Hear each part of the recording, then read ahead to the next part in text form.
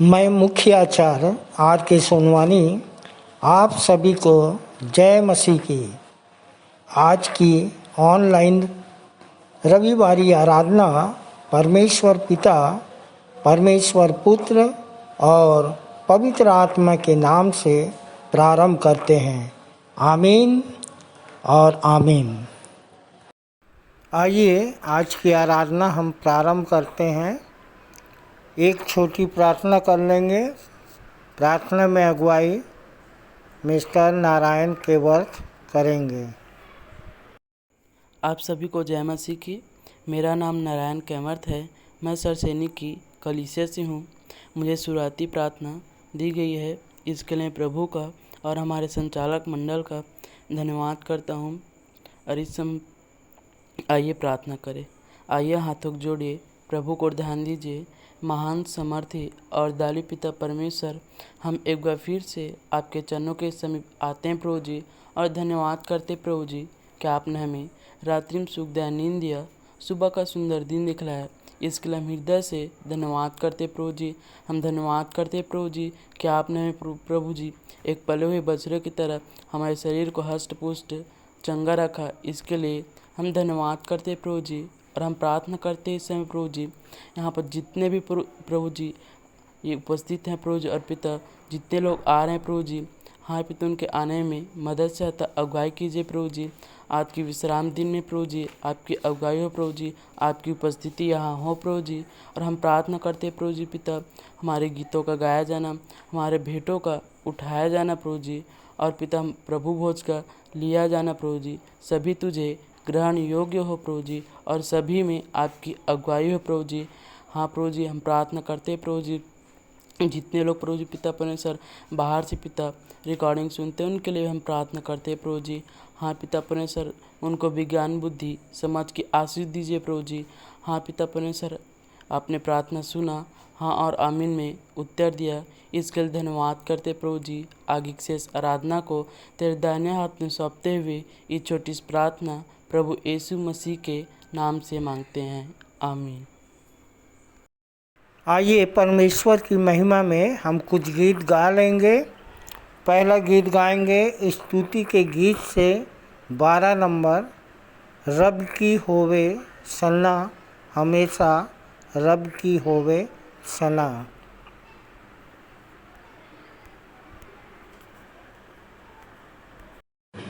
आइए प्रभु की महिमा में एक गीत और गा लेंगे, जो स्तुति के गीत में 12 नंबर, रब की होवे सन्ना, हमेशा रब की होए सन्ना।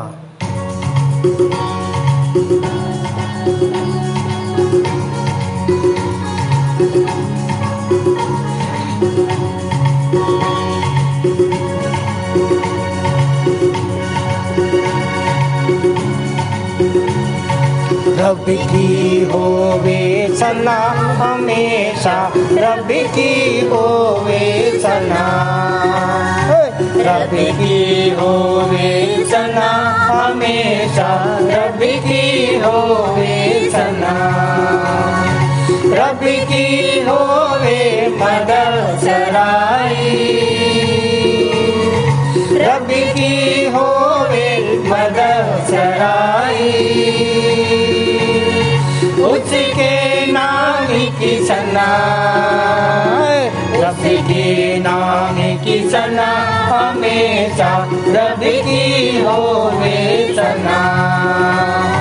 रब की होवे सना, हमेशा रब की होवे सना। रब के घर में होवे सिताई, रब के घर में होवे सिताई। उसकी हम दो सना, उसकी हम दो सना, हमेशा रब की होवे सना। रब की होवे सना, हमेशा रब की होवे सना। जय की जोर से फूको नसीगे, जय के जोर से नसींगे, पर्वत बीन बजा, पर्वत बीन बजा, हमेशा रब की होवे सना, रब की होवे सना, हमेशा रब की होवे सना। तारदार साजो रागिनी छेड़ो, तारदार साजो पर रागिनी छेड़ो, ढप और तबला बजा, ढप और तबला बजा, हमेशा रब की होवे सना, रब की होवे सना, हमेशा रब की होवे सना।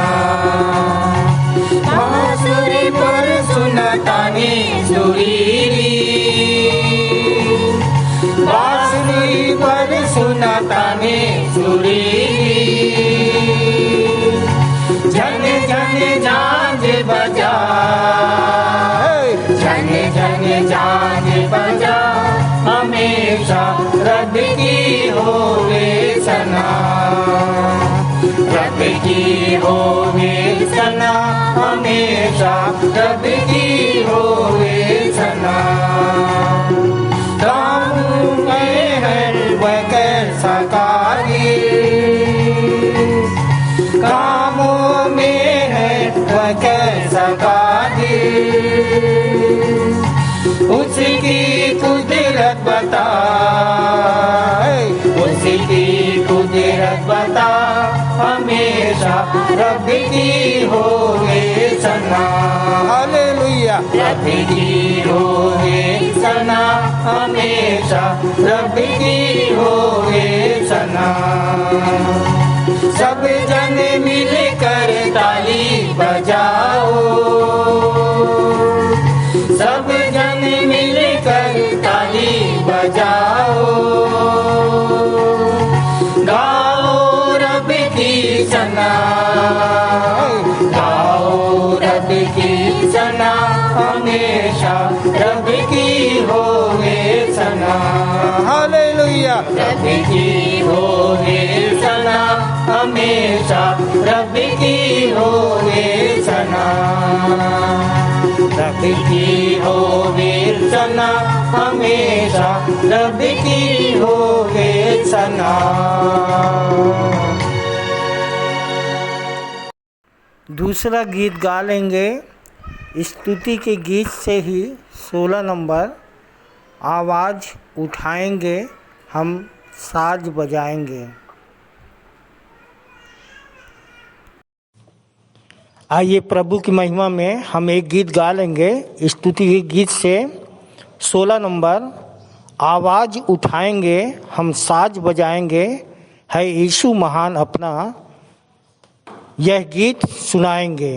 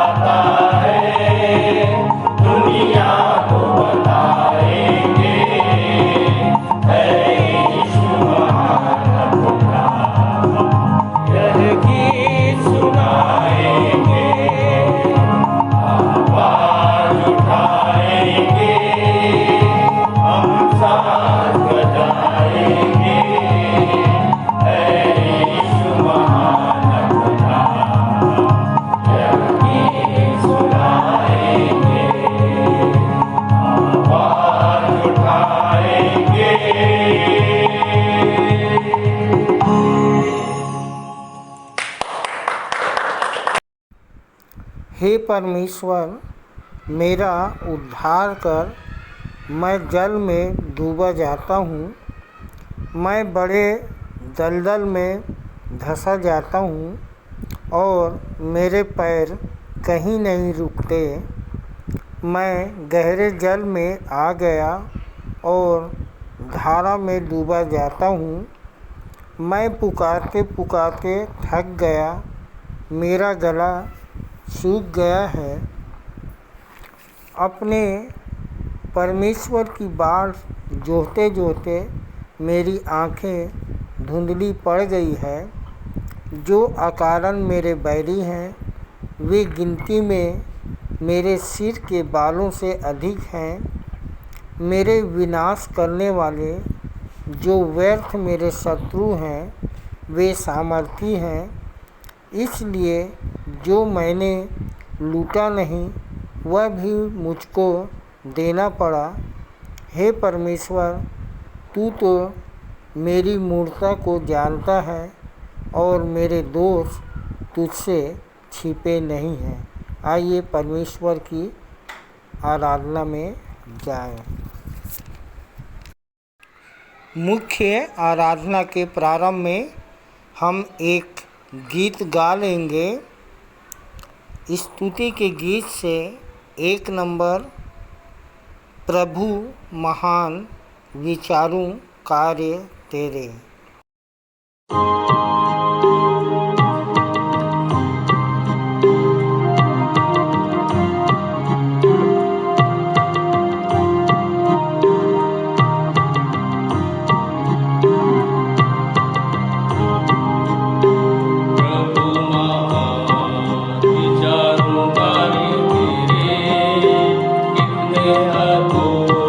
तूने बनाई, देखो तारे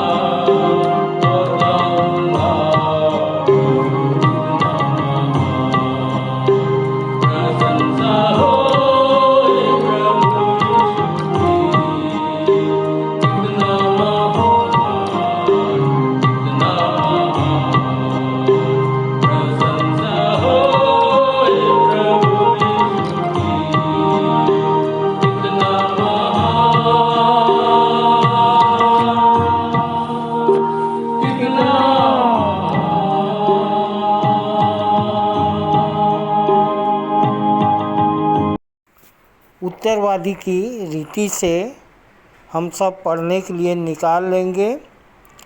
यूहन्ना रचित सुसमाचार जिसका 11 अध्याय 1 से 16 पद तक पढ़ लेंगे और पढ़ने में अगुवाई करेंगी श्रीमती पुष्पलता सोनवानी और उत्तर देंगी श्रीमती सपना गेरे।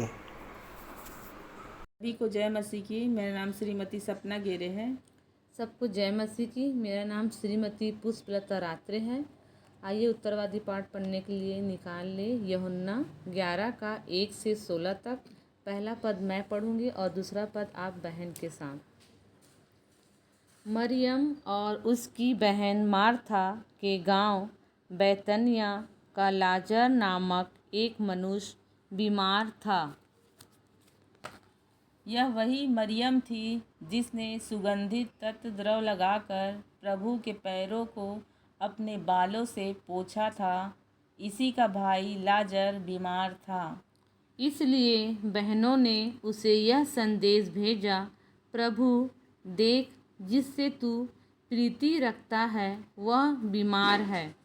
परंतु जब यीशु ने यह सुना तो कहा, यह बीमारी मृत्यु की नहीं परंतु परमेश्वर की महिमा के लिए है, कि इसके द्वारा परमेश्वर के पुत्र की महिमा हो। यीशु तो मार्था और उसकी बहन और लाजर से प्रेम रखता था। फिर भी जब उसने सुना कि वह बीमार है तो जिस स्थान पर वह था वहाँ 2 दिन और ठहर गया। तब इसके पश्चात उसने चेलों से कहा, आओ हम फिर यहूदिया को चले। चेलों ने उससे कहा, रब्बी, अभी तो यहूदी तेरा पथराव करना चाहते थे और क्या तू फिर वही जा रहा है? यीशु ने उत्तर दिया, क्या दिन के 12 घंटे नहीं होते? यदि कोई दिन में चले तो वह ठोकर नहीं खाता, क्योंकि वह इस जगह के प्रकाश को देखता है। परंतु यदि कोई रात में चले तो ठोकर खाता है, क्योंकि उसमें प्रकाश नहीं।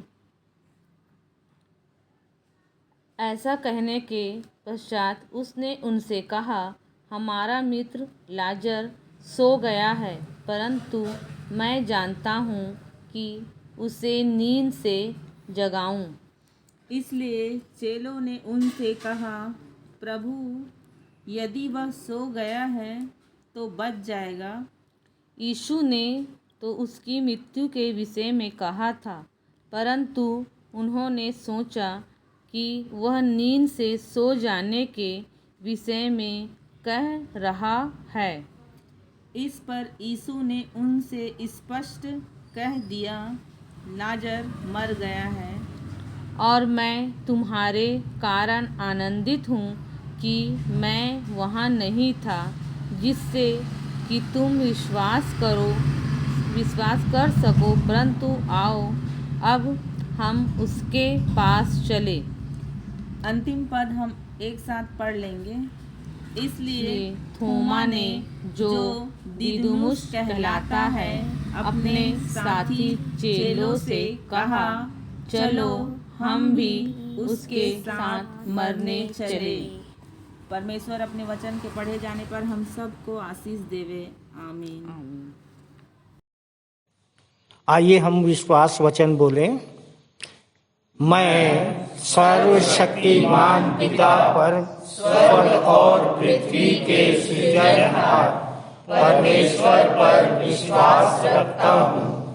मैं उसके एकलौते पुत्र हमारे प्रभु यीशु मसीह पर, जो पवित्र आत्मा के सामर्थ के द्वारा कुमारी मरियम से जन्मा, जिसने पोंतियुस पिलातुस के राज्य में दुख उठाया, जो क्रूस पर टांगा गया और मारा गया, जो गाड़ा गया और अदृश्य लोक में पहुंचा और तीसरे दिन उठा, जो स्वर्ग पर चला गया और सर्वशक्तिमान पिता परमेश्वर के दाहिने हाथ विराजमान है और जीवितों और मृतकों का न्याय करने फिर आने वाला है। विश्वास रखता हूँ मैं पवित्र आत्मा पर, पवित्र सारी कलीसिया पर, संतों की संगति पर, देह के पुनरुत्थान पर, पापों की क्षमा पर और अनंत जीवन पर विश्वास रखता हूँ। आमीन। सामान्य सामाजिक एवं पारिवारिक कलीसियाई प्रार्थना में अगुवाई करेंगे भाई श्री कमल कुमार सूर्यवंशी। सबको जय मसीह। मेरा नाम कमल कुमार सूर्यवंशी है और मैं नरोती कापा से हूँ। मुझे प्रभु में लगभग 7 वर्ष हो चुके और मेरे जीवन की गवाही यह है कि मुझे सिकलिंग हो गया था और विश्वासी मंदिर की ही प्रार्थना से मैं ठीक हुआ और जैसा मैं बचा हूँ वैसे ही दूसरे को बचाने का प्रयास करता हूँ। मैं परमेश्वर पिता का धन्यवाद देता हूँ कि मुझे ऐसा अवसर दिया गया है प्रार्थना करने का, और अपने अगुओं का भी धन्यवाद देता हूँ कि मुझे पास्टोरल प्रार्थना करने का अवसर दिया गया है। तो आइए प्रार्थना में जाएं, हाथ जोड़े, सिर झुकाए और आंखें बंद करके ध्यान परमपिता परमेश्वर की ओर लगाएं।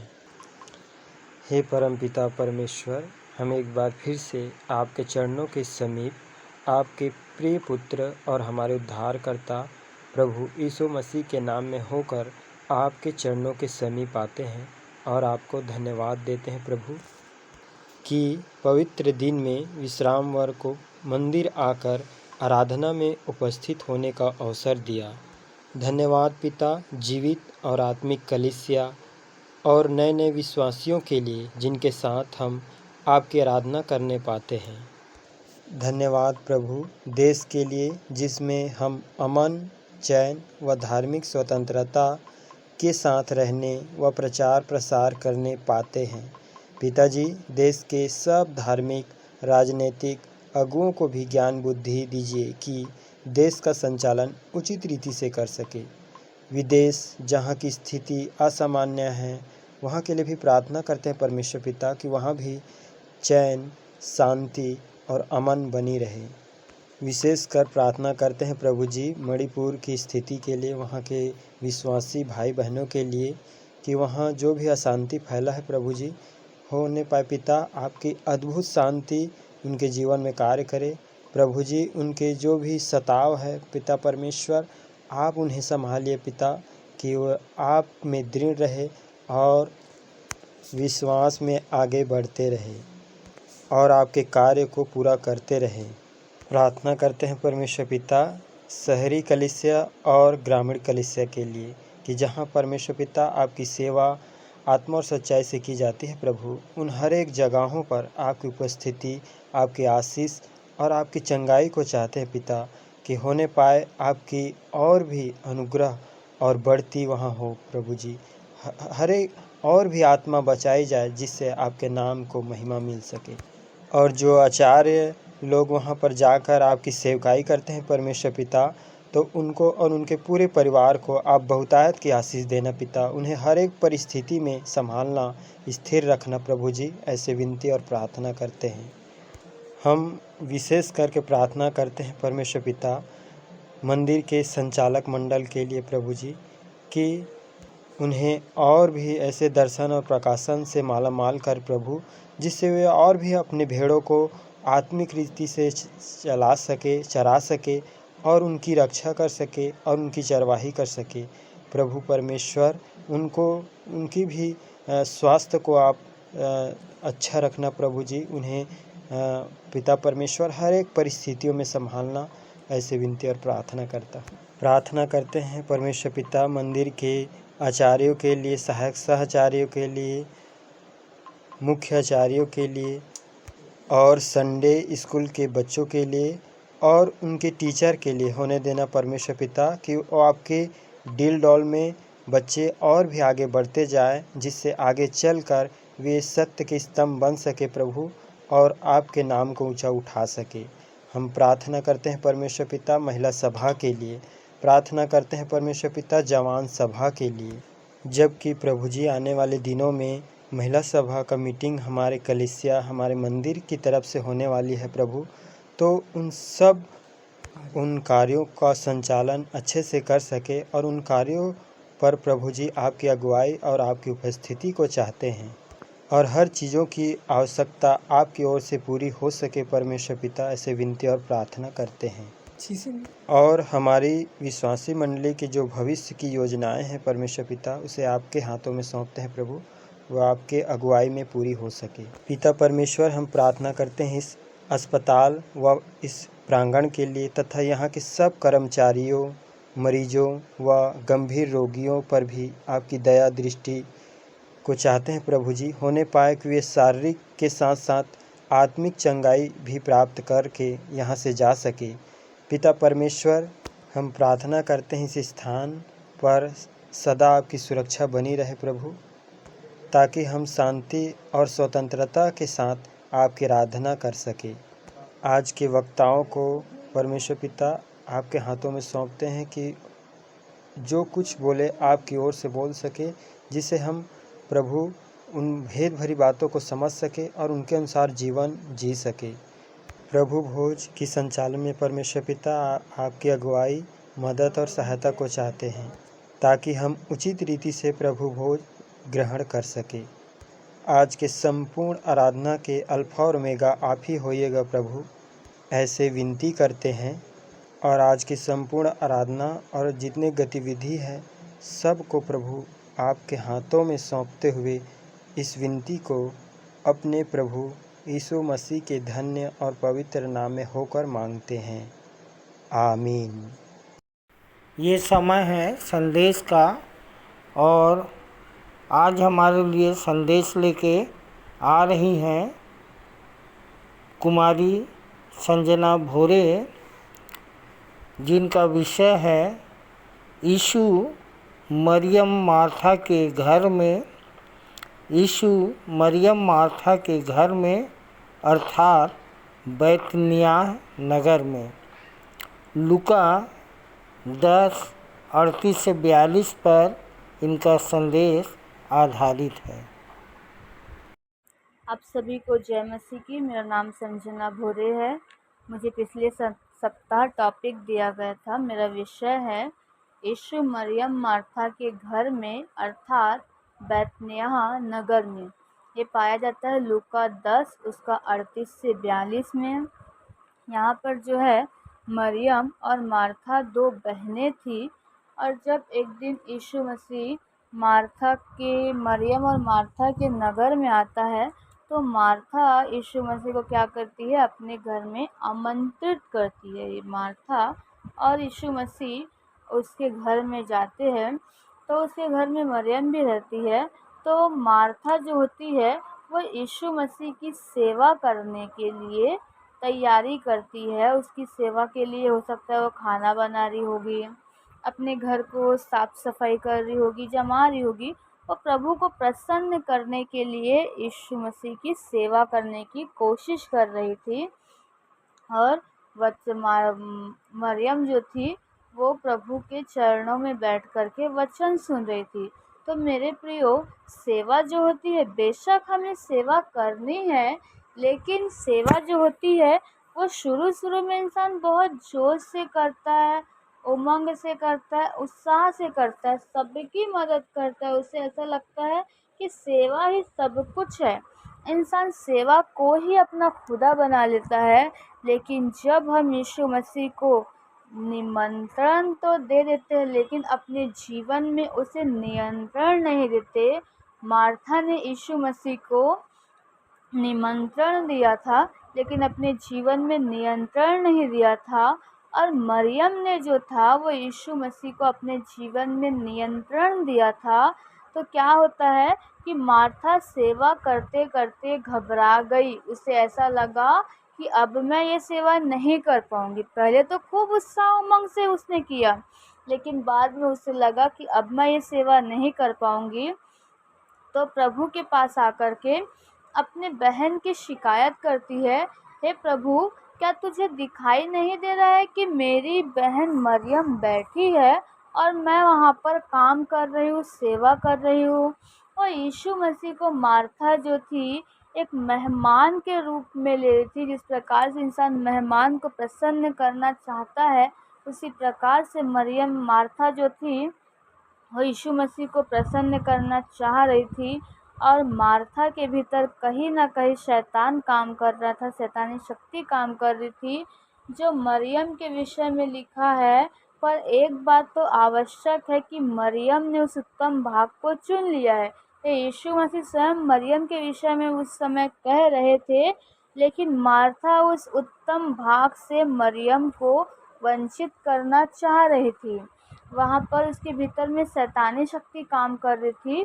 वो नहीं चाह रही थी कि मरियम को उत्तम भाग मिले, वो प्रभु के चरणों में बैठे, प्रभु की संगति में रहे। उसके भीतर से शैतानी शक्तियाँ मरियम को इन चीज़ों को हासिल करने नहीं देना चाह रही थी। अगर वो ऐसा मतलब वो अपने बहन की भलाई को चाहती तो क्या कहती कि बहन मरियम, तू सीख ले, तू समझ ले, मैं प्रभु की सेवा कर लेती हूँ, तू सीखेगी तो मैं भी सीख जाऊँगी, तू मुझे बताएगी तो इन बातों को मैं भी सीख लूँगी, ऐसे करके। पर इस बात को मरियम ने नहीं कहा। तब फिर यीशु मसीह उससे कहते हैं, हे मार्था, तू बहुत बातों की चिंता करती है और घबराती है। तू क्यों घबराती है? मरियम ने तो उस उत्तम भाग को चुन लिया है। और मेरे प्रियो, मार्था जो थी वो एक बहुत अच्छी प्रचारिका थी। बड़े बड़े प्रभु से जब उसका भाई लाजर मरता है, यूहन्ना 11 में आप लोग पढ़ सकते हो, तब वो बड़ी बड़ी बातें करती है। कहती है, हे प्रभु, हम जानते हैं कि पुनरुत्थान और जीवन तो तू ही है, अनंत जीवन की बातें तो तेरे ही पास है। मैं जानती हूँ कि तू मेरे भाई लाजर को मुर्दों में से जिला सकता है।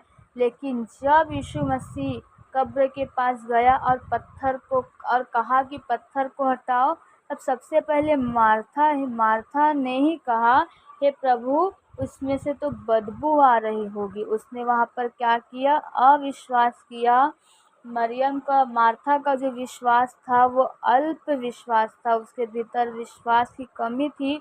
और लिखा है विश्वास के विषय में कि विश्वास सुनने से और सुनना मसीह के वचन से होता है। तो मार्था के भीतर में विश्वास आएगा ही कहाँ से, जबकि वो प्रभु के वचनों को सुन ही नहीं रही थी। आज हमारा भी जीवन मार्था की तरह ही होता है कि हम बातें तो बड़ी बड़ी करते हैं, हम सेवा सबकी करते हैं, लेकिन हम प्रभु के चरणों में नहीं बैठते। सबसे बड़ी बात होती है कि प्रभु के चरणों में बैठना। लिखा है वचन में कि उसका घर हम हैं। जैसे कि आज का मेरा टॉपिक है कि यीशु मरियम मार्था के घर में, तो वचन में लिखा है कि उसका घर हम हैं। और प्रकाशित वाक्य 3 उसके 20 में लिखा है कि देख, मैं द्वार पर खड़ा हुआ खटखटाता हूँ, जो कोई मेरा शब्द सुनकर द्वार खोलेगा, मैं उसके भीतर आकर प्रवेश करूँगा, उसके साथ भोजन भी करूँगा। लेकिन जब हम द्वार खोलेंगे तब तो प्रभु आएगा ना, हम तो उसके द्वार खोल ही नहीं रहे हैं। तो मेरे प्रियो, क्या होता है, जब तक हम वचन को सुनेंगे नहीं, पढ़ेंगे नहीं, समझेंगे नहीं, हम प्रभु के चरणों में बैठेंगे नहीं, तब तक हमारा विश्वास बड़ा नहीं होगा। और हम भी खाली सेवा सेवा करते रहेंगे और अंत में घबरा जाएंगे। जब जीवन की विपरीत परिस्थितियां हमारे जीवन में आएगी ना, आज तो हम अपना समय सिर्फ और सिर्फ सेवा में बिता रहे हैं। इसे प्रसन्न करना, उसे प्रसन्न करना, इसकी मदद करना, उसकी मदद करना, लेकिन जीवन का कठिन समय आएगा तब कोई हमारा साथ नहीं देगा। मैं ये नहीं कह रही कि हमें सेवा नहीं करनी है, बेशक हमें सेवा करनी है, लेकिन हमें पहला स्थान प्रभु को देना है अपने जीवन में, उसके वचनों को सुनना है, उसके चरणों में बैठना है। और मेरे प्रियो, मैं आपको बताना चाहती हूँ कि अगर हमें भी आज उत्तम भाग को चाहिए तो हमें प्रभु के चरणों में बैठना पड़ेगा। एक बात जो इस यहाँ पर वचन में लिखा है मरियम के विषय में, आप पढ़ोगे लूका 10 उसके 38 से 42 में, कि मरियम जो थी वो प्रभु के चरणों में बैठकर सुनती थी। सुन रही थी नहीं लिखा है मेरे प्रियो, उसके लिए क्या लिखा है कि सुनती थी। मतलब वो पहली बार उस दिन नहीं सुन रही थी जब वो प्रभु उसके घर में आए थे, लेकिन वो हमेशा प्रभु के साथ रह करके सुनती थी। आप जानते हो सभी कि प्रभु के 12 चेले थे। उस समय उस समय जो था पुरुष प्रधान समाज था, और इतने सारे जो 12 पुरुष थे वो प्रभु यीशु मसीह के चेले थे। और उस बीच में मरियम भी थी। वो डरी नहीं, घबराई नहीं, उसने ये नहीं सोचा कि मैं स्त्री हूँ, लोग मेरे विषय में क्या कहेंगे अगर मैं यीशु मसीह के संग में रहूँगी, साथ में रहूँगी, उससे सीखूँगी। नहीं मेरे प्रियो, वचन में लिखा कि मसीह में ना कोई नर रहा ना कोई नारी। तो यीशु मसीह जो थे वो मरियम जो थी उसके भीतर में प्रभु का आत्मा था। तो वो क्या करती थी, ना लोगों से डरी, ना दुनिया से डरी, ना वो 12 चेलों से डरी। उसने ये नहीं सोचा कि मैं लड़की हूँ तो मैं घर में बैठ जाऊँगी, मैं प्रभु से नहीं सीखूँगी, प्रभु के साथ तो खाली लड़के लड़के रहते तो मैं लड़की का काम क्या है। नहीं मेरे प्रिय, उसने ऐसा नहीं किया।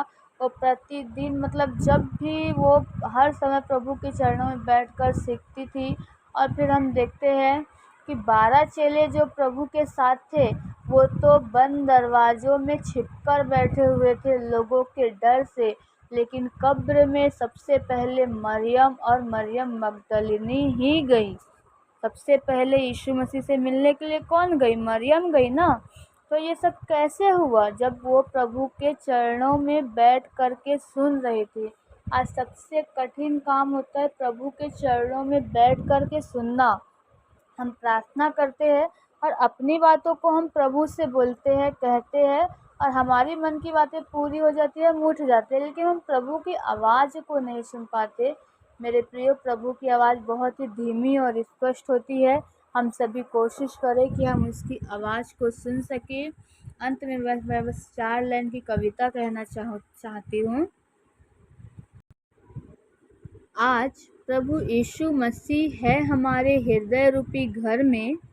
आज प्रभु यीशु मसीह है हमारे हृदय रूपी घर में, और संभाल कर रखता है हमें अपनी नज़र में, और नहीं छोड़ता है साथ जीवन रूपी डगर में, ताकि हम होके निराश थक कर रुक ना जाए इस सकरे मार्ग अर्थात अनंत जीवन के सफ़र में। आप सभी को जय मसीह की। सुंदर संदेश के लिए बहन संजना भोरे और उनके पूरे परिवार को प्रभु बहुतायत की आशीष दे। प्रभु भोज विधि के संचालन के लिए आ रहे हैं सहायक सह आचार्य श्री रामेश्वर सिंह राठौर। आप सबको जय मसीह। मेरा नाम सहायक सहचार्य रामेश्वर सिंह राठौर है। विश्वासी मंदिर से जुड़े मुझे 7 वर्ष हो चुका है, और मैं पहले प्रभु को नहीं जानता था, तो मैं सब पाप अपराध में डूबा हुआ था। बहुत सारी चिंताएं थी, परेशानी थी, लेकिन पिता परमेश्वर का धन्यवाद हो कि वो मुझे हर एक परेशानी से मुझे छुड़ाया, मेरा बोझ उठाया। पिता परमेश्वर का धन्यवाद करता हूँ, और इस मौका के लिए, इस अवसर के लिए परमेश्वर का धन्यवाद हो। मैं इस काबिल नहीं था, लेकिन मुझे प्रभु भोज संचालन के लिए चुना गया। परमेश्वर का धन्यवाद करता हूँ, संचालक मंडल का भी धन्यवाद करता हूँ। तो जैसे हम पढ़ते हैं कि रोमियो 3:23 बताता है कि सब ने पाप किया और सब परमेश्वर की महिमा से रहित हैं।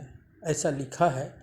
हम सब परमेश्वर से दूर थे और उस जीवते परमेश्वर को हम नहीं जान पा रहे थे, और हम सब अपना अपना मार्ग ले लिए थे। जैसे हम पढ़ते हैं तो पुराना नियम में बहुत सारी बलि दी जाती थी, और जैसे इब्रानियों 10:4 में लिखा है कि यह अनहोना है कि बकरों और बैलों का लहू हमारे पाप को दूर कर सके।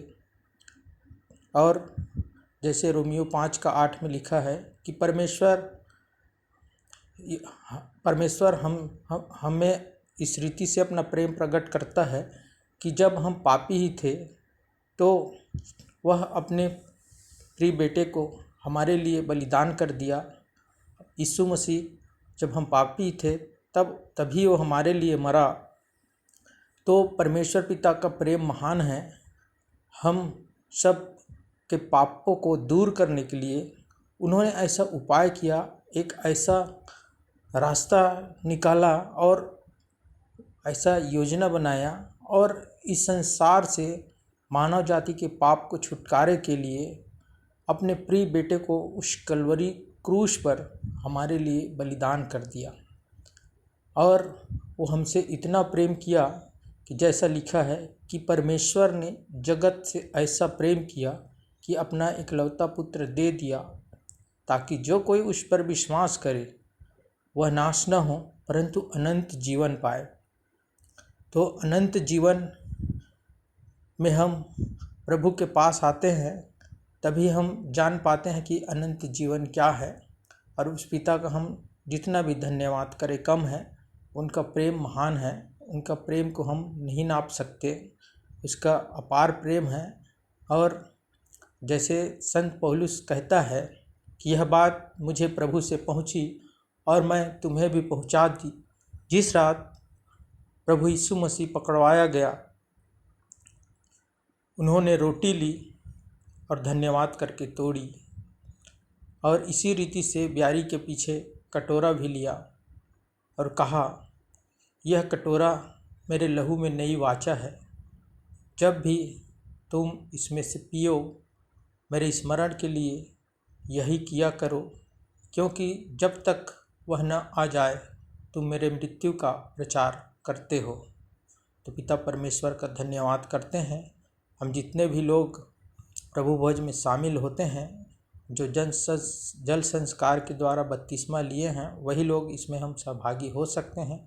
और जितने भी लोग ऑनलाइन ऑफलाइन हम सुनते हैं, हम उस पिता परमेश्वर का धन्यवाद करते हैं उसके महान प्रेम के लिए, इस उपाय के लिए। और हम अपने अपने पापों को अंगीकार करें और पश्चाताप करें कि वो परमेश्वर पिता हमारे लिए, हमको छुड़ाने के लिए उस अपने बेटे को जो है हमारे लिए बलिदान कर दिया, ताकि हम उसके लहू से और उसके देह रूपी रोटी को हम खाकर हमारे जीवन में जो भी बुराइयां हैं, जो भी पाप है, अपराध है, वो हमारा जो विवेक है जो वो सब शुद्ध हो सके। इसलिए हम परमेश्वर का लाखों लाख धन्यवाद देते हैं।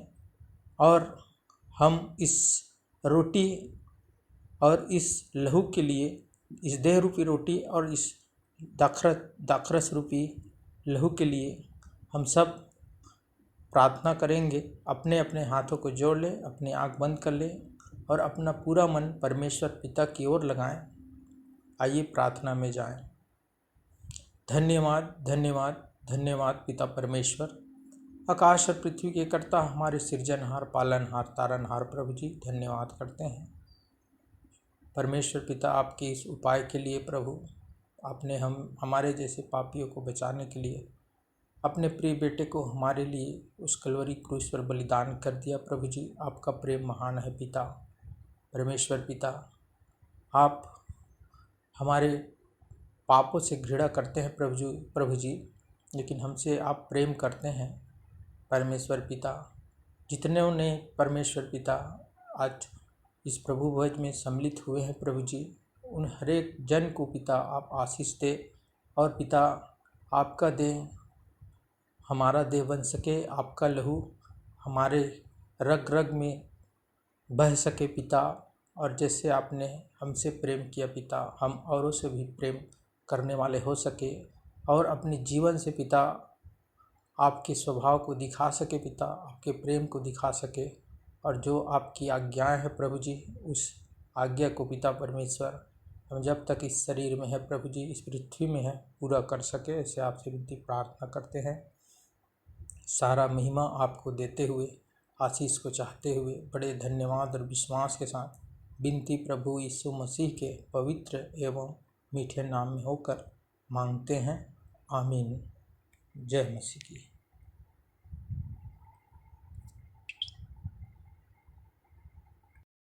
आइए अपनी अपनी भेंटों एवं धन्यवादी भेंटों को देने के द्वारा परमेश्वर की महिमा करेंगे और इस समय हम गीत गा लेंगे।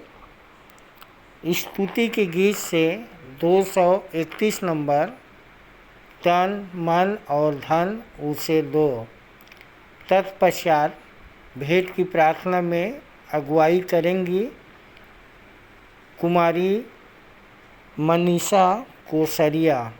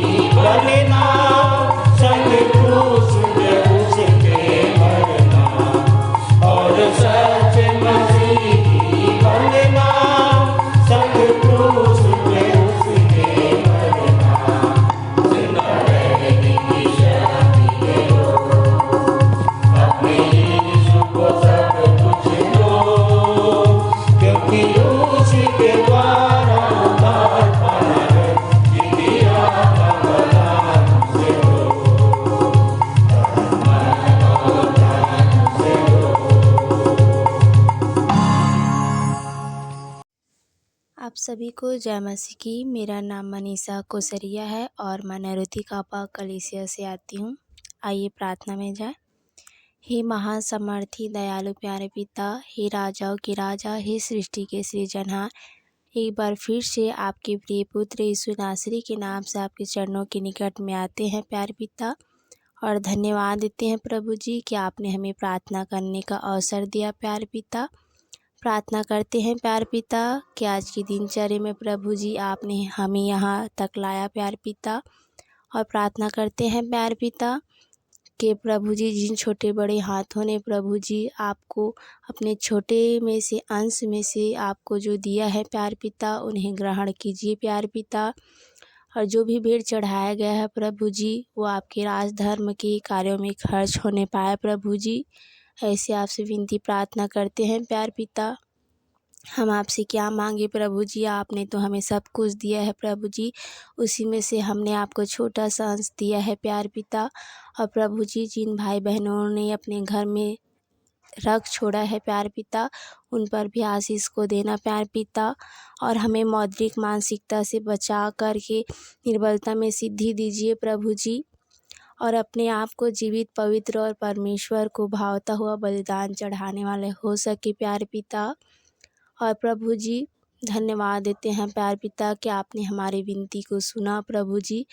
और प्रभु जी शेष आराधना को प्यारे पिता आपके पवित्र हाथों में सौंपते हैं प्यारे पिता।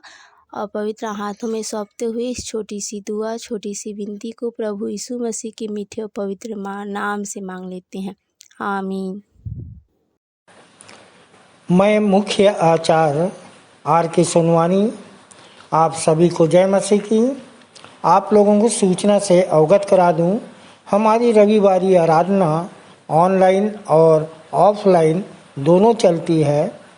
समय का विशेष ध्यान दें, प्रातः 10 बजे से दोपहर 12:30 बजे तक। जिनको जिनको आराधना में जिम्मेदारी दी जाती है, उनको ऑनलाइन और ऑफलाइन दोनों में बोलना है।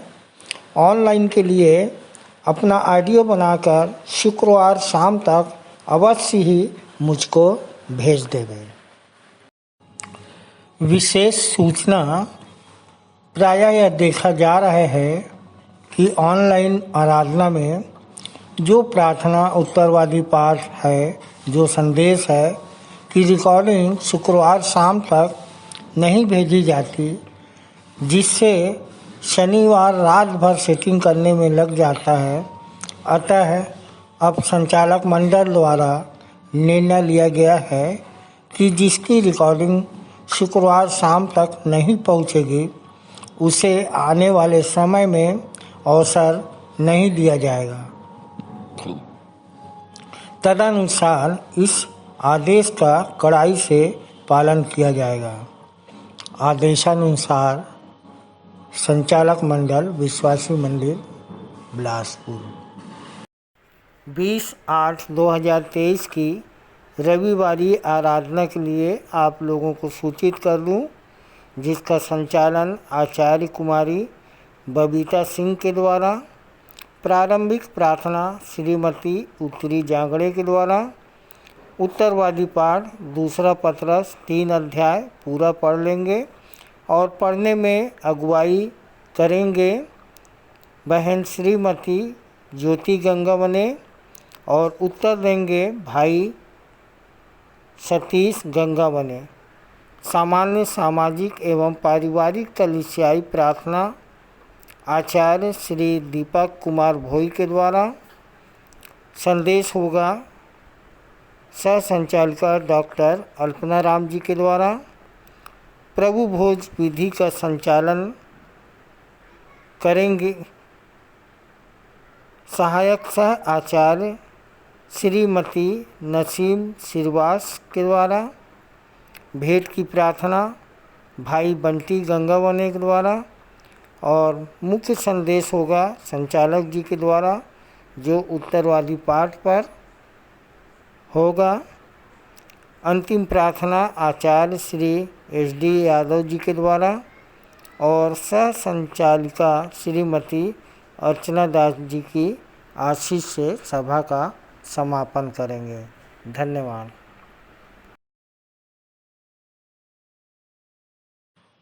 आइए और अंत में सुन लेते हैं अपने मंदिर के संचालक जी द्वारा पिछले सप्ताह के संदेशों की समीक्षा मंदिर की वर्तमान स्थिति एवं भविष्य की योजनाएं तथा उत्तरवादी पाठ पर संक्षिप्त टिप्पणी।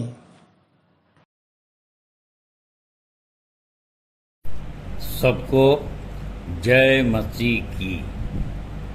परमेश्वर का धन्यवाद हो इस शुभ अवसर के लिए कि हम सब सकुशल हैं और फिर से एक बार उसके वचन पर मनन कर सकते हैं। प्रियो, हम स्वतंत्रता दिवस जो हमारे देश में मनाया जाता है 15 अगस्त के बहुत करीब हैं। 4 दिन के पश्चात ये त्यौहार, राष्ट्रीय त्यौहार हमारे देश में बड़ी धूमधाम के साथ मनाया जाएगा। और आज़ादी के संबंध में बाइबिल में यीशु मसीह ने कहा, तुम सत्य को जानोगे और सत्य तुम्हें आज़ाद करेगा।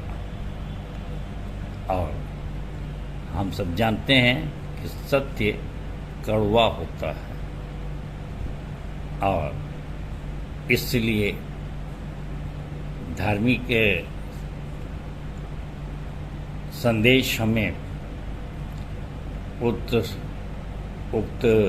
सत्य से रूबरू कराते हैं और हम जान सकते हैं, अपने आप को देखें कि क्या हम सत्य पे स्थिर हैं। और ऐसा ही एक संदेश पिछली बार भाई चित्रवेन गुंडाने ने हमारे सामने रखा और उनका विषय था, बहुत से आश्चर्य कर्मों का खजाना है, बहुत से आश्चर्य कर्मों का खजाना है, पर हमें अपनी आत्मा को कैसे बचाना है। भाई ने मरकुस 13:5 और व्यवस्था विवरण 4:9 का के संदर्भ में अपना संदेश रखा और सुंदर गवाही के साथ संदेश को प्रारंभ किया। भाई ने बताया कि शरीर का एक्सपायरी डेट होता है पर आत्मा का नहीं, और इसलिए हमको अपनी आत्मा का निरंतर आत्मा को बचाने का यत्न करते रहना चाहिए। और बताया कि बहुत सी भविष्यवाणियाँ हैं, बहुत सी चंगाइयाँ हैं और बहुत से आश्चर्य हम दिखाते तो हैं, पर ये सब हमको मंजिल तक नहीं पहुंचाते। मत्ती 7 और 22। और इस प्रकार से जब हम विश्वासी मंदिर आते हैं तो वहाँ पर आत्मिक चंगाई भी दी जाती है, शारीरिक चंगाई के साथ साथ। गलातियों 6:8 देखें, जो शरीर के लिए बोता है वो शरीर की कटनी काटेगा, पर जो आत्मा के लिए बोता है वो अनंत जीवन की कटनी काटेगा। भाई ने बताया कि प्रभु के लिए हमेशा आज्ञाकारी चेले बने। और पहला शमूएल 15:22-23 में जैसा लिखा है, परमेश्वर अपनी बात मानने में और आज्ञा मानने से ही प्रसन्न होता है। यहूदा इस्करियोती के समान मनी माइंडेड मौद्रिक मानसिकता के न बने और मसीहा बने। भाई को उनके सुंदर संदेश के लिए बहुत बहुत धन्यवाद। परमेश्वर आपको बहुतायत की आशीष दे। और इसके पश्चात हमारे सामने प्रभु भोज का संचालन किया आचार्य, हमारे सहायक आचार्य श्री ऋषि वर्मन ने, और इनका भी ये पहला अवसर था जबकि इन्होंने प्रभु भोज का संचालन किया। अब बताया कि प्रभु भोज मनुष्य को पाप के छुटकारे के लिए दिया गया परमेश्वर का एक उपहार है। मनुष्य परमेश्वर के स्वरूप में बनाया गया था और परमेश्वर के बहुत करीब था, समीपी थी, स्वर्गदूतों का साथ था और उसको सब कुछ हासिल था। पर वर्जित पेड़ का फल खाकर शैतान के बहकावे में आकर वह पापी हुआ। सो परमेश्वर की प्रेम की जगह भय और डर ने ले लिया। सो परमेश्वर का पुनः अनुग्रह हुआ और वह यीशु के रूप में, मनुष्य के रूप में पृथ्वी पर आया, सूली पर कुर्बान हुआ और अपना मांस और लहू, जिसके प्रतीक स्वरूप हम दाखरस और रोटी लेते हैं, उसने हमें दिया ताकि हम उसमें बने रहें और उसकी संगति में, उसकी समीपी में बने रहकर हम पूर्ण रूप से उद्धार पा सकें। सो भाई को सुंदर संदेश के लिए बहुत बहुत धन्यवाद। भाई ने बहुत ही सुंदर शब्दों का, साहित्यिक शब्दों का चयन किया और इस सुंदर संदेश के लिए भाई को परमेश्वर बहुतायत की आशीष दे। धन्यवाद। प्रियो, इसके बाद मेरा संदेश था जो मत्ती 7:1-23 पर आधारित था और जिसमें कुछ पॉइंट्स दिए गए थे। एक तो दोषारोपण के बारे में यीशु मसीह ने बताया, दूसरा मांगना, हम कैसे मांगते हैं, और इसके लिए बहुत अच्छी बात 7 से 12 पद में यीशु ने कहा। और मैंने भी बताया कि यीशु को मित्र बना लीजिए और जैसे मित्र से हम व्यवहार करते हैं, मिलते हैं, अपनी सब दिल की बातें बता देते हैं, गुप्त बातें भी बता देते हैं, इस प्रकार से यीशु मसीह को सब बताइए। और जब आगे बढ़ते हैं तो मार्ग सकरा है, पर यीशु मसीह ने कहा तो काम 15 में कि मेरा जुआ सहज है। और यीशु मसीह सरल प्रचारक हैं, वे आपके मित्र हैं, हर बात को, कठिन बात को सरल करेंगे। और 15-20 पद से 20 में झूठे भविष्यवक्ताओं की पहचान करें और इसके लिए यीशु मसीह ने पेड़ और फल का उदाहरण दिया। और हम अच्छे वृक्ष हैं तो अच्छे फल लाएंगे। सो 21वें पद में प्रभु ने कहा, जो मुझको हे प्रभु कहते हैं उन्होंने हर एक स्वर्ग के राज में प्रवेश नहीं कर सकेगा, नहीं करेगा। और अच्छी बात है कि लूका 17:20-21 में परमेश्वर का राज्य तुम्हारे बीच में है। तो प्रभु यीशु मसीह से दोस्ती, प्रभु यीशु मसीह से संगति और प्रभु यीशु मसीह की आज्ञा का पालन करने से हम स्वर्ग के राज में इस पृथ्वी में ही जीते हैं। और इसीलिए यीशु मसीह ने 22वें पद में कहा कि बहुत से लोग आएंगे मेरे पास और कहेंगे कि हमने भविष्यवाणी नहीं की, बहुत दुष्टात्माओं को नहीं निकाला, अचंभे के काम नहीं किए। परंतु प्रियों, एक कठिन बात है कि इसके अलावा और क्या करना चाहिए। और इस पर मैंने ज़्यादा जोर दिया था कि आज्ञा को मानना, उसके लिए आत्माओं को जीतना, ये एक बहुत महत्वपूर्ण काम है। और इसलिए इस बात पर ध्यान केंद्रित करें।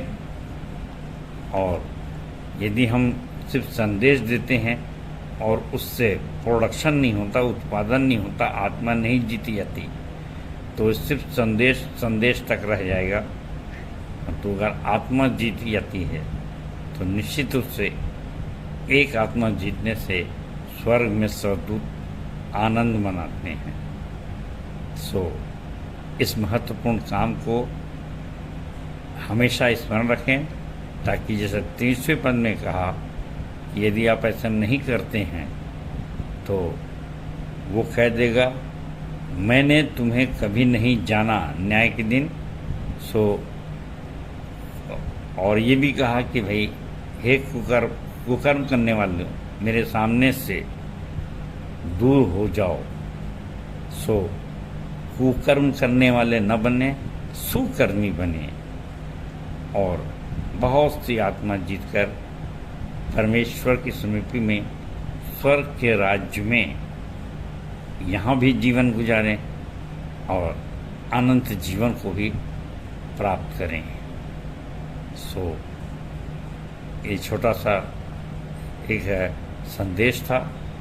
और जैसे लिखा है मत्ती 19:11 में कि हर कोई बहुत से संदेश को ग्रहण नहीं कर सकता।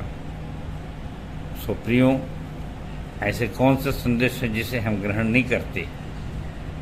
और यूहन्ना 16:12 में भी लिखाया है कि बहुत सी बातें बता दूं, नरक के बारे में बता दूं, तो अभी उन्हें तुम सह नहीं सकोगे।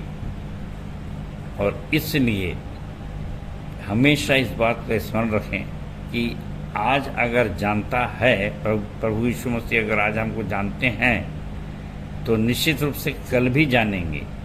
और इसका व्यवहारिक अर्थ मैंने सबको समझाने की कोशिश किया कि जब कोई हमको पुराना मित्र मिलता है, और कभी कभी संसार में ऐसा होता है कि एक मित्र छोटे पद में है और एक बड़े पद में है, तो वो अनजाना बन जाता है, नहीं पहचानता।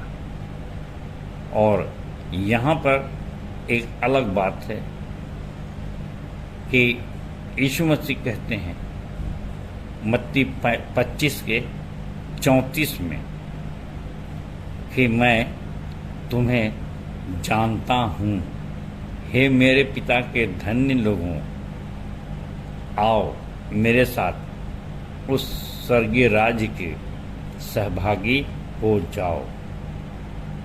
इसीलिए प्रियो, यीशु मसीह ने कहा कि मेरी भेड़ें मेरा स्वर पहचानती हैं और मैं भी उनका स्वर पहचानता हूँ। यदि यूहन्ना 10:7 से आगे पढ़ें तो बहुत सी बातें यीशु मसीह ने कहा है, और उसमें ये है कि व्यवहारिक रूप से जब हम अपने, आजकल तो मोबाइल का ज़माना है, पहले तो लोगों के पास घर घर फ़ोन नहीं होते थे, और अब तो हर जेब में मोबाइल है। सो एक बार अपने प्रिय चीज़ को हेलो कहो तो वो जान लेता है कि हाँ भाई, ये फलानी की आवाज़ है। सो प्रियो, हमारी आवाज़ भी ऐसी हो कि यीशु मसीह हमारी प्रार्थनाओं को सुने, जाने। और ये कहा, अरे यार, तेरे प्रार्थना करने से पहले ही मुझको पता लग गया, मैं जानता हूँ कि तेरे को इन बातों की आवश्यकता है, और तू मेरा इतना प्रिय मित्र होने के पश्चात भी मुझसे रिक्वेस्ट कर रहा है। यानी ये अपनत्व की संसारिक भाषा है जो हम एक दूसरे के लिए करते हैं। सो ऐसी ही दोस्ती, ऐसा ही अपनापन हमारा यीशु के साथ और मसीहा के साथ हो, जो हमें बसता है, चलता और फिरता है। और देखिए कि कैसा आनंद आता है कि ब्रह्मांड का मालिक हमारे अंदर वास कर रहा है। सो प्रियो, वो हर वचन को जो संसार ग्रहण नहीं करता वो हमको समझाएगा, और जो संसार सह नहीं सकता वो भी हमको बताएगा, और इस प्रकार से हम उसके समीपी में बने रहेंगे, न केवल अंत के दिनों के लिए बल्कि आज ही से हम उसके दोस्त बनने का प्रयास करें। सो परमेश्वर इस छोटे से संदेश पर को आशीष दे, आप सब सुनने वालों को आशीष दे। धन्यवाद। और इसके पश्चात अपन आगे बढ़ते हैं आज के उत्तरवादी पाठ पर, जो है यूहन्ना 11:1-16। आइए देखते हैं। आज का उत्तरवादी पाठ यूहन्ना 11:1-16। और यहाँ पर यीशु के मित्र लाजर की मृत्यु का वर्णन है। और 7वें पद से आगे, जो आज का हमारा उत्तरवादी पाठ नहीं है, कैसे यीशु ने अपने उस मित्र को जो मर गया, गाड़ दिया गया, 4 दिन कब्र में था, सड़ गया था, और कैसे जिलाया, इसका वर्णन है। प्रियों, बात तो हम सबको बहुत ढेर सारी मालूम रहती है, और 1 से 16 पद का जो सारांश है वो मैं आपको बताऊंगा कि बैतनिया एक स्थान है जहां यीशु का मित्र लाजर और उसकी बहनें मरियम और मार्था रहती थी। और लिखा है कि ये वही मित्र, यही मरियम है जिसने उसके पाँवों में इत्र डालकर, यीशु मसीह के पाँवों में इत्र डालकर और अपने बालों से पूछा था। और इसका संदर्भ भी है यही यूहन्ना 12:3-6 में। प्रियो, हम आज के पाठ में ये देख रहे हैं कि यीशु अपने चेलों के लिए कैसी कैसी घटनाओं को अंजाम देता था ताकि उनका विश्वास बढ़े, पक्का विश्वास हो जाए। ये एक अच्छे मित्र की बात होती है। एक दूसरे मित्र के प्रति हम वफादार होते हैं। और ऐसे बहुत से वचन हैं जिसमें यीशु ने कहा, इससे बढ़कर कोई किसी का मित्र नहीं हो सकता कि कोई अपने मित्र के लिए अपना प्राण दे। और उसी में से एक उपाय है जो यीशु मसीह ने यहाँ पर किया। और ऐसा हुआ कि जब वो बैतनिया को गया तो वहाँ लाजर नाम का उसका मित्र था जो बीमार था, और वो आगे बढ़ गया। अब देखिए, जब उसका मित्र बहुत सीरियस हुआ और उसकी बहनों ने कहला भेजा, प्रभु ये बहुत गंभीर हो गया है, अब तक प्राण निकलने वाला है, तो आ जा तो हमारा भाई बच जाएगा। और यीशु मसीह जानबूझकर 2 दिन और ठहर गए। तो प्रियो, ये 6वां पद है। परंतु उसके पश्चात यीशु मसीह ने अपने चेलों से कहा, आओ हम फिर यहूदिया को चलें। और यदि यूहन्ना 10:31 पद देखेंगे तो वहाँ पर वहाँ यहूदियों ने यीशु मसीह के ऊपर पत्थर उठाया था मार डालने के लिए। और इसलिए स्वाभाविक रूप से चेलों का परेशान होना बहुत स्वाभाविक है कि वे कहते हैं कि अरे अभी 2 दिन पहले तो वहाँ पर ये स्थिति थी और फिर तू बोलता है कि वहीं पे चलो। और यीशु मसीह कहते हैं कि नहीं, लाजर बीमार है, लाजर सो गया है। चेलों ने कहा अगर सो गया है तो जग जाएगा भाई। परंतु इतनी गंभीर बात है वे कभी कल्पना नहीं किए थे। और तब यीशु को खुलकर कहना पड़ा, लाजर मर गया है। और प्रियो, 14वें पद तक ये कहानी ख़त्म नहीं हो रही है। 2 पद और हैं जो जस के तस मैं आपके सामने पढ़ूंगा।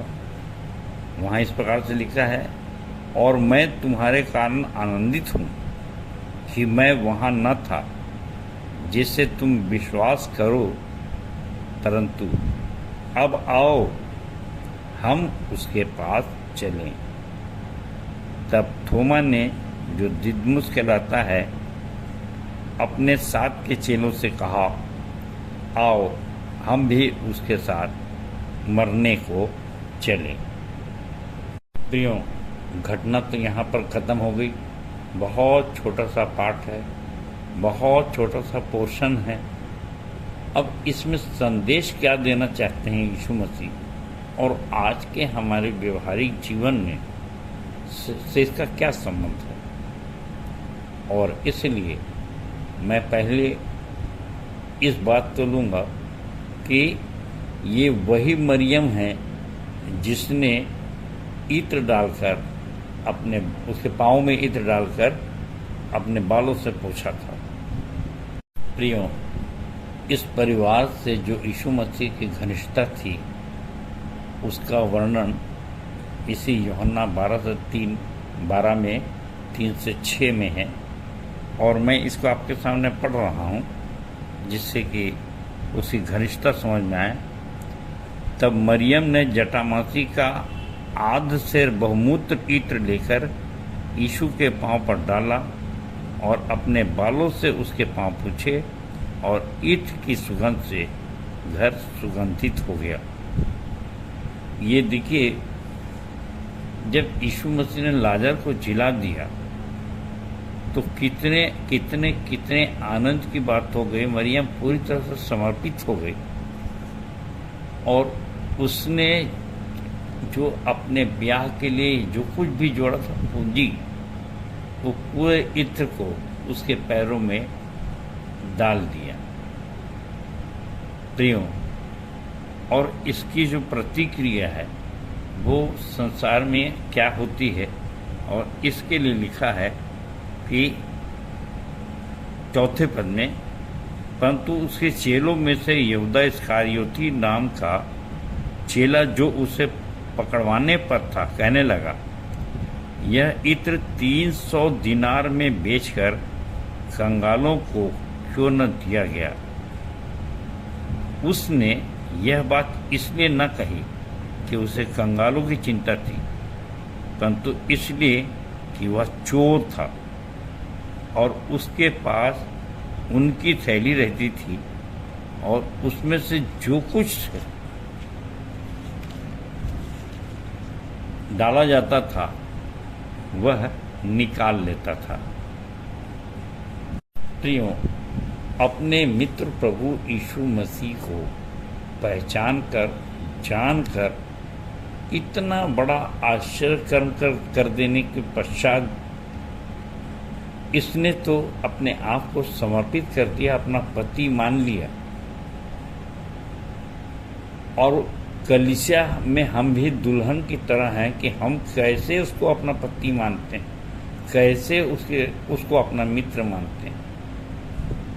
और जब ये बात होती है तो कभी कभी कलीसियाओं में जो दुल्हन है हम एक पार्ट हैं।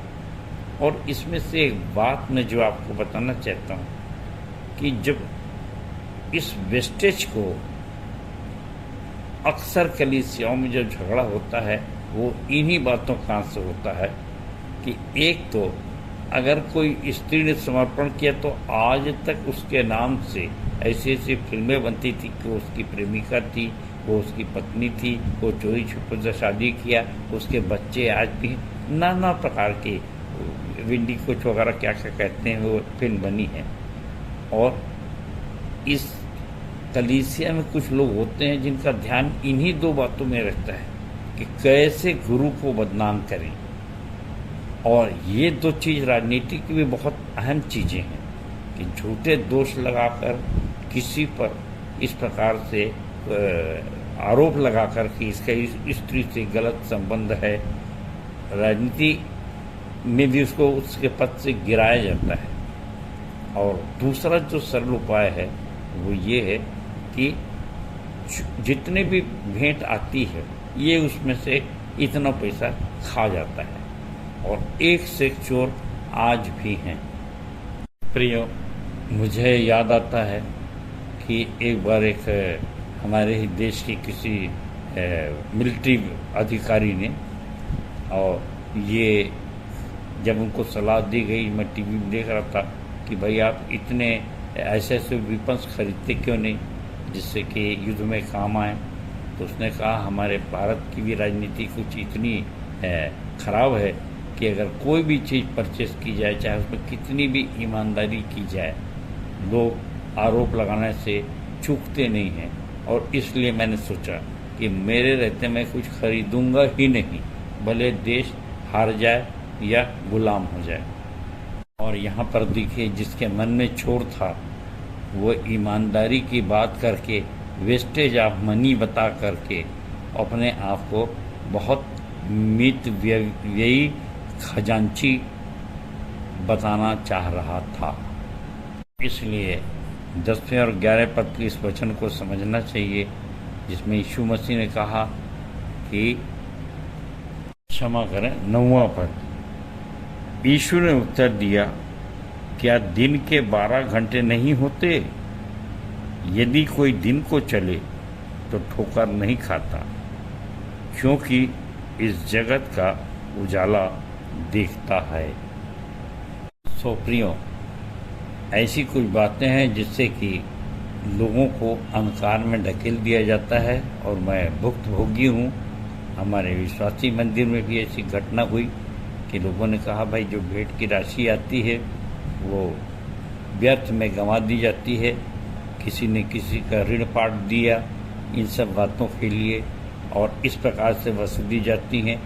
और इसके उत्तर स्वरूप यानी उजाला लाने के लिए बहुत लोग अंधकार में चले गए। उजाला लाने के लिए हमारे मुख्य आचार्य श्री राजेंद्र सोनवानी को वक्तव्य देना पड़ा कि सारे खर्चों का हिसाब मैं रखता हूँ, कहीं पर भी इस प्रकार से किसी के ऋण को पाटने के लिए, उधारी को पाटने के लिए कोई भी राशि मंदिर द्वारा नहीं दी जाती है। बहुत से लोग अंधकार में जाने से बच गए, उजाले में चलते हैं और परमेश्वर की महिमा एक नए जोश, एक नई उमंग, नए उत्साह से करते हैं।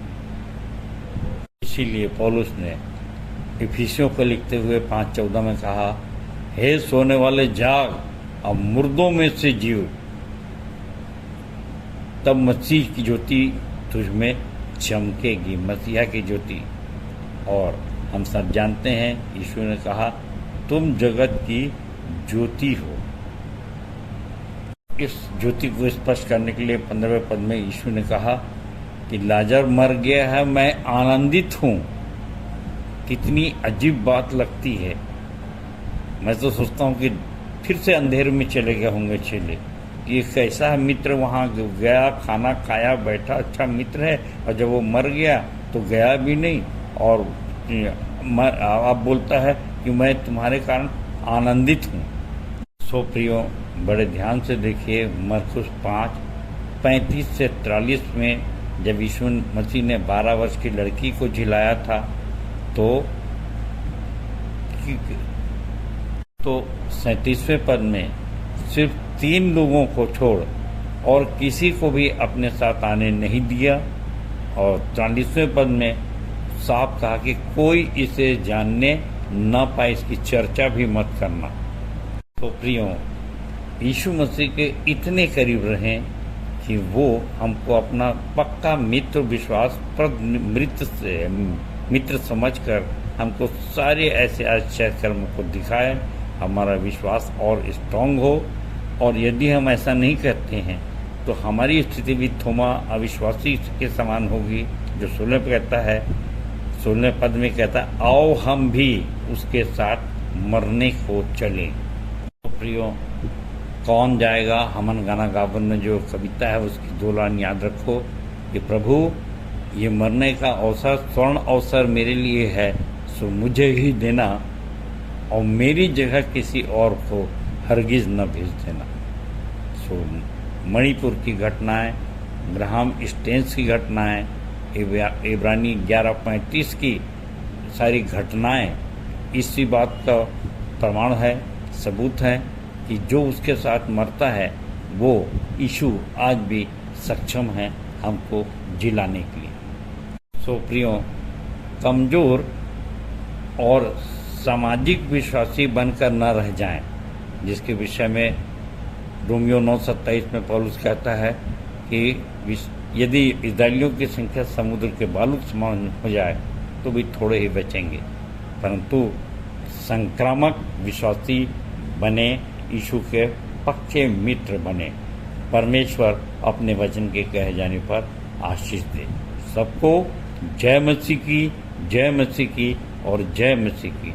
धन्यवाद। उत्तरवादी पाठ पर सुंदर सारगर्भित एवं व्यवहारिक टिप्पणी के लिए अपने संचालक जी का बहुत बहुत धन्यवाद करते हैं। तालियां। हम अपनी आराधना के अंतिम भाग में हैं। अंतिम गीत गाएंगे हमन गाना गाबो से 42 नंबर हम धूम मचा देंगे। यीशु के नाम की महिमा के हम गीत सुनाएंगे। अंतिम प्रार्थना आचार्य श्री राम मनोहर पांडे के द्वारा। प्रभु की प्रार्थना और संचालक जी की आशीष से सभा का समापन करेंगे। परमेश्वर का धन्यवाद हो कि लॉकडाउन खुल गया है और हम इसी आनंद के साथ धूम मचाएं और गीत गाएंगे। हमन गाना गाबुन से 42 नंबर हम धूम मचा देंगे।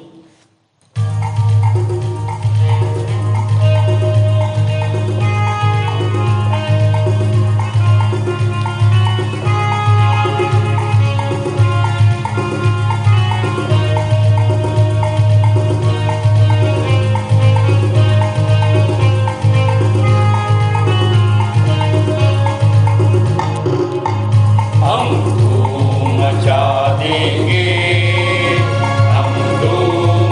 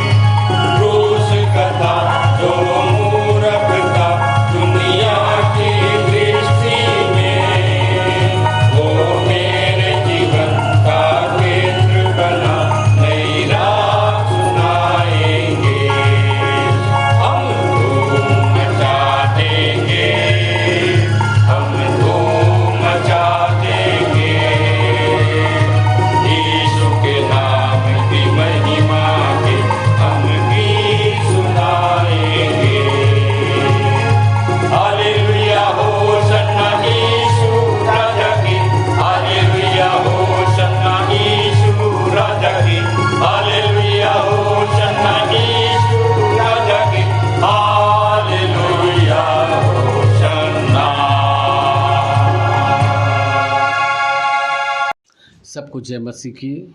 मेरा नाम राम पांडे है।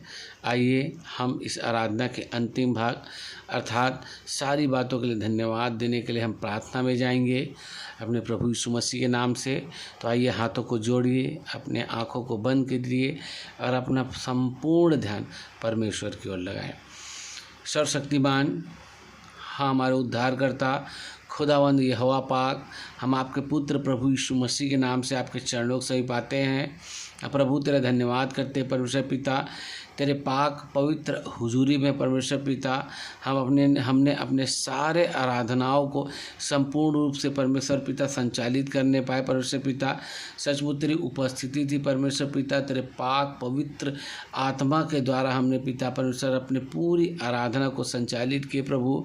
हाँ प्रभु हम आपको धन्यवाद देते हैं। हम जानते हैं पिता आज हमने जो कुछ किया पिता तेरी उपस्थिति में तेरी मर्जी के अनुसार किया प्रभु। हाँ प्रभु तेरी हुजूरी बनी रहे परमेश्वर पिता, हम आपको धन्यवाद देते हैं प्रभु। धन्यवाद देते प्रभु आज हमने जो कुछ किया परमेश्वर पिता, आपने हमें अगुवाई दी, आपने हमें ज्ञान बुद्धि समझ की आत्मा दी, सारी बातें स्वर्गीय थी परमेश्वर पिता। हम आपको धन्यवाद देते हैं। प्रार्थना करते हैं परमेश्वर पिता कि होन दे खुदावन, होन दे परमेश्वर पिता आज जो कुछ हमने किया परमेश्वर पिता, चाहे हम गीत गाए, चाहे वर्शिप किया, चाहे हमने परमेश्वर पिता भेंट चढ़ाए, प्रभु भोज में शामिल हुए, हमने वचन की रोटी तोड़ा, गवाहियों को सुना, गवाहियाँ दिए गए प्रभु, सब आपको सुखदायक सुगंध के रूप में ग्रहण योग्य हो सके परमेश्वर पिता। हाँ परमेश्वर पिता होन देना परमेश्वर पिता, तो हमारे जीवन से हमेशा हमेशा महिमा पाना परमेश्वर पिता। आज जो कुछ हमने किया पिता सबको आप ग्रहण करिएगा परमेश्वर पिता।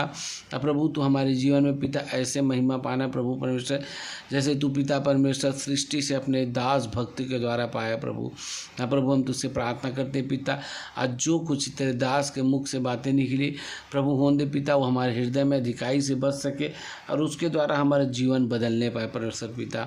प्रभु हम प्रार्थना करते हैं आज जितने लोग आराधना में पहली बार शामिल हुए परमेश्वर पिता, चाहते हैं खुदावन उनके हर एक की योजनाओं को तू पूर्ण करना पिता। जिस उद्देश्य से आए परमेश्वर पिता उनकी शारीरिक पीड़ा दूर हो प्रभु, जॉब की फाइनेंस की हर एक समस्या दूर हो प्रभु होने दे परमेश्वर पिता। उनके बाल बच्चों में जो पिता समस्याएं हो दूर हो, जो बीमार हो चंगाई पा सके। हम प्रार्थना करते हैं परमेश्वर पिता आज के दिन परमेश्वर पिता जिन्होंने परमेश्वर पिता इस मंदिर में मेहनत किया प्रभु वो सब पर आशीष को चाहते हैं प्रभु। प्रभु हम चाहते हैं पिता परमेश्वर हमारी ऑनलाइन की आराधना ऐसी चलती रहे ताकि तेरे वचन की रोटी दूर दूर तक फैल सके परमेश्वर पिता। प्रभु सबको तेरे हाथों में सौंपते हैं। अगले सप्ताह जब हम मिलें तो हमारा परिवार, हमारे अगुए, हमारे कलीसिया सब लोग सुरक्षित और आनंदित हो और अपने जीवन में पिता हाँ परमेश्वर पिता अपने जीवन में बड़ी बड़ी गवाहियों को लेके आ सके। धन्य प्रभु हम जब परमेश्वर पिता हम अगले सप्ताह मिलें हाँ खुदावन तेरी अद्भुत गवाहियाँ और आशीष हमारे साथ बनी रहे प्रभु। धन्यवाद देते पिता आपने हमारी प्रार्थना को सुना। प्रार्थना प्रभु यीशु मसीह के नाम से मांगते हैं, आमीन आमीन।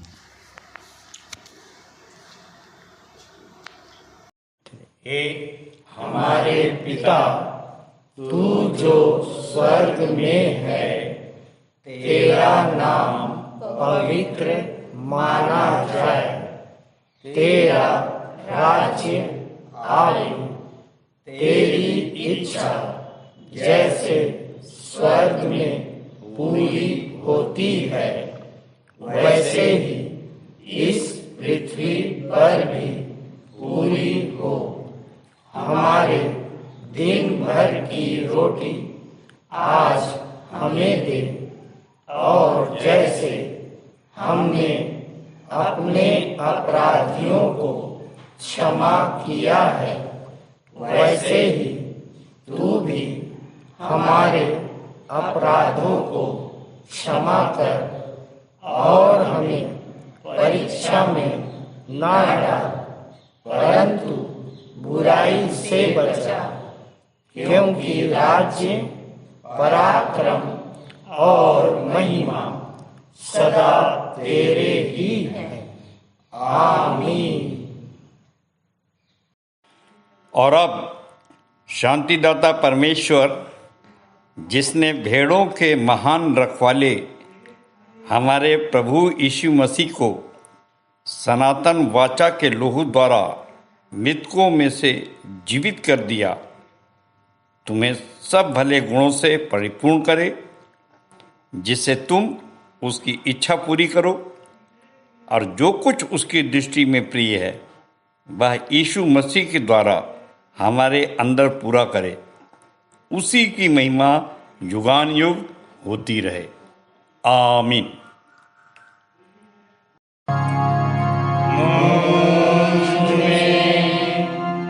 यीशु की शोभा दिखाई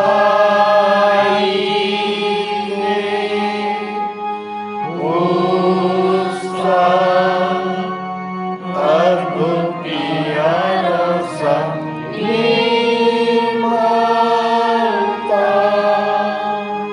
हेतु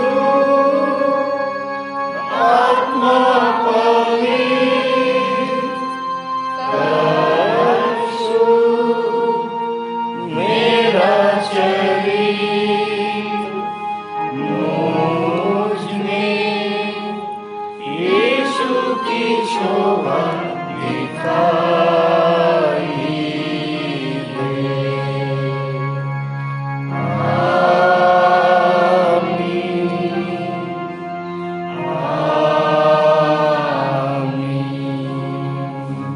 आप सबको जय मसीह की। जय मसीह की।